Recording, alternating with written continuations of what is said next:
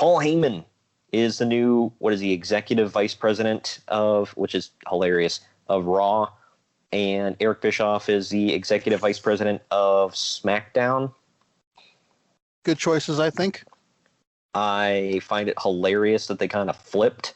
Because for those of you that remember the Ruthless Aggression days, Heyman was SmackDown, Bischoff was Raw, at least, kayfabe. And Heyman legit was on the SmackDown creative team for a while. Yeah, Bischoff swears he had no real input, so...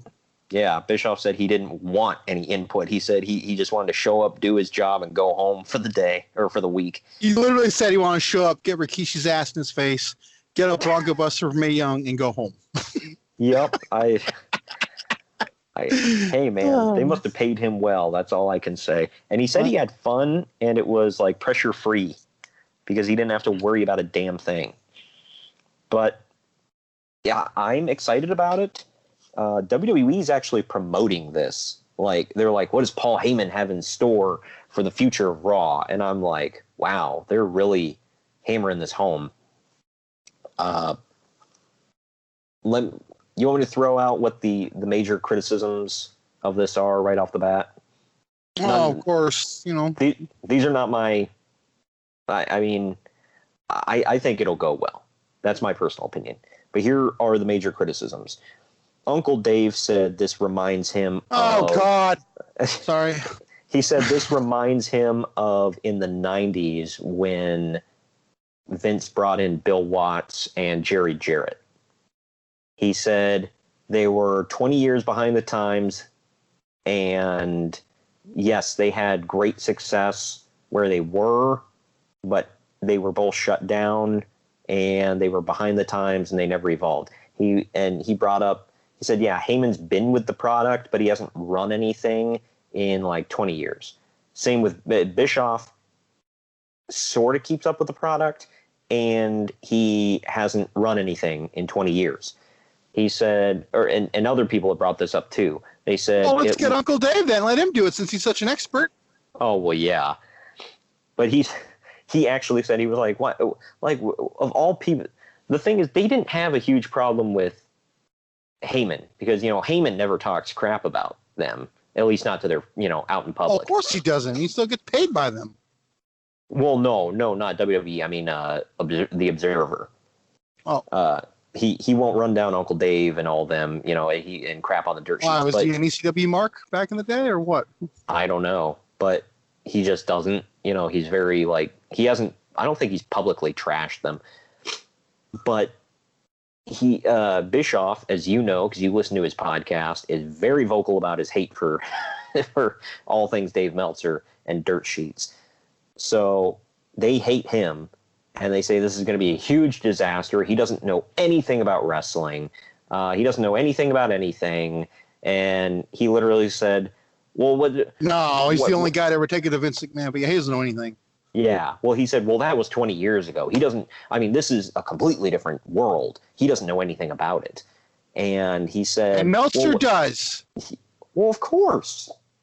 And he said, well, why Eric Bischoff? What did he lose Jerry Jarrett's number?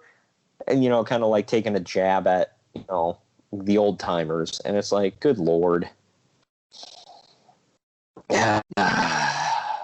But those are the criticisms. But already they are talking, this isn't official, but so far Heyman and Bischoff are agreeing, from what I've heard, that they want to do away with 205 Live and just integrate the cruiserweights into the shows where they, can actually have an audience. And that way, when they're on pay-per-view, people aren't going, what the hell is this?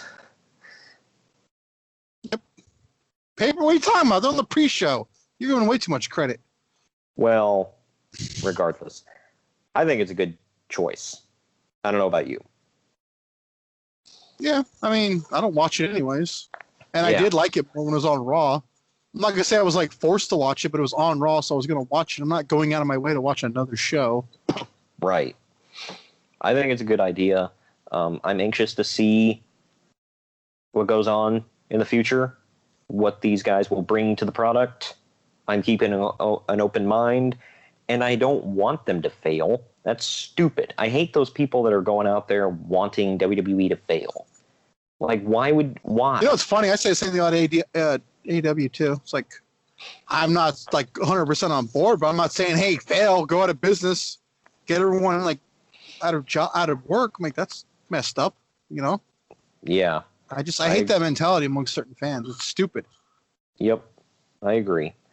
My only hope with AEW is that, you know, once they get TV, hopefully it's not just going to be matches anymore. You know, we're actually going to have story and reasons for stuff going on, you know?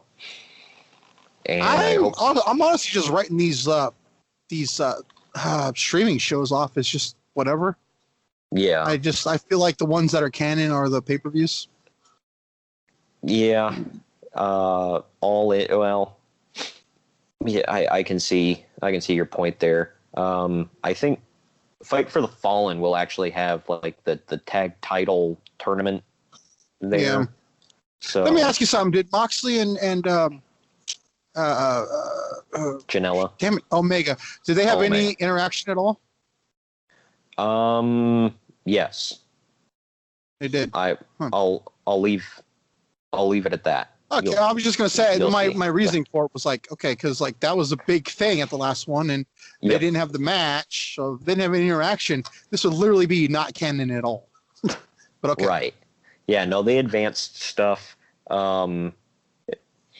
You'll see how when you actually go back and watch it, but it was good. It wasn't like a throwaway something or other.